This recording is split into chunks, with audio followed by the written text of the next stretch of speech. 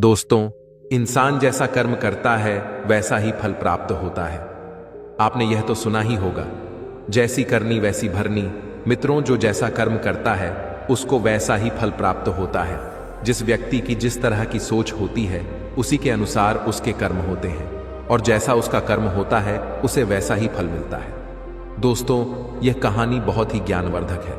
इसको सुनने के बाद मनुष्य को कर्मों का फल कैसे मिलता है पता चल जाएगा। नमस्कार दोस्तों, एक गुरु का आश्रम था। एक बार जब वह गुरु अपने शिष्य को उपदेश दे रहे थे, तब उसके आनंद नाम के शिष्य ने पूछा कि गुरुदेव, कर्मों का फल कैसे मिलता है और जरा समझाइए। तब गुरुदेव आनंद से कहते हैं, भंते, हमने अपने जीवन में जो कुछ भी पाया, जो कुछ भी खोया, वह इसी दुनिया का था और वह यहीं पर रह जाएगा। हमारे साथ कुछ भी नहीं जाएगा। हम खाली आए थे, हम बिल्कुल खाली जाएंगे। और जो लोग अपने मन से बिल्कुल खाली होकर जाते हैं, वास्तव में उनके अंदर ज्ञान का दीप जल जाता है। वो आगे चलकर दूसरे जन्मों में निर्वाण की स्थिति को प्राप्त कर सकते हैं। लेकिन उससे पहले तुम्हें इस जीवन की निरर्थक को समझना होगा। यहां पर कुछ भी पाना या कुछ भी खोना कोई मायने नहीं रखता। हर इंसान को बचपन के दिन प्रिय क्यों होते हैं? क्योंकि उस समय उसे कोई भी चिंता ही नहीं रहती। वह आजाद होता है, उसके मन में कोई लालसा नहीं होती। जिस काम में भी लग जाता है उसी में मग्न हो जाता है।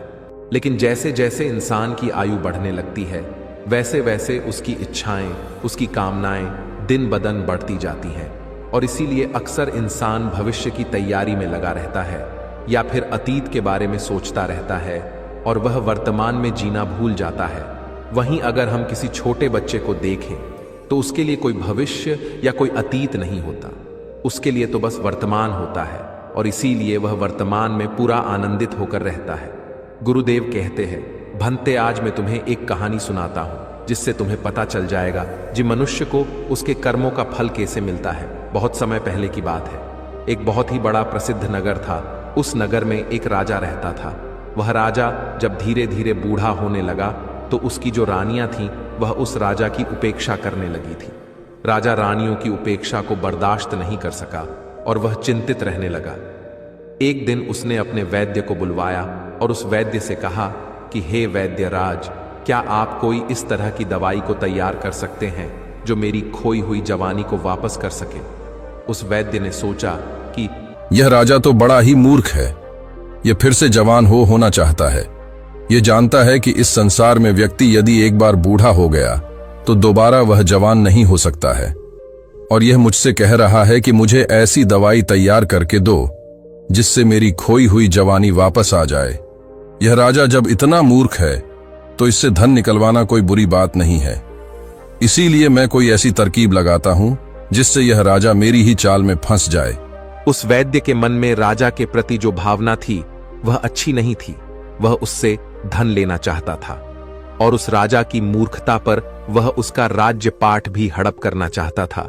उस वैद्य ने कहा कि राजन, दवा तो मैं तैयार कर सकता हूं और उस दवा से मैं जानता हूं कि आपको पूरी तरह से लाभ भी होगा। लेकिन इसके लिए मेरे द्वारा जो भी बातें हैं वह आपको स्वीकार करनी होगी और उसका आपको पालन भी करना होगा। राजा ने पूछा कि कौन सी बातें हैं? उस वैद्य ने कहा कि इसके लिए आपको करीब 8 महीने तक तहखाने में रहना होगा। राजा ने कहा कि किस लिए? वैद्य ने कहा कि यह दवा तभी अपना प्रभाव डाल पाएगी जहां पर सूर्य की किरण न पहुंच सके। तहखाना ऐसी जगह है जहां पर सूर्य की किरण नहीं पहुंच सकेगी।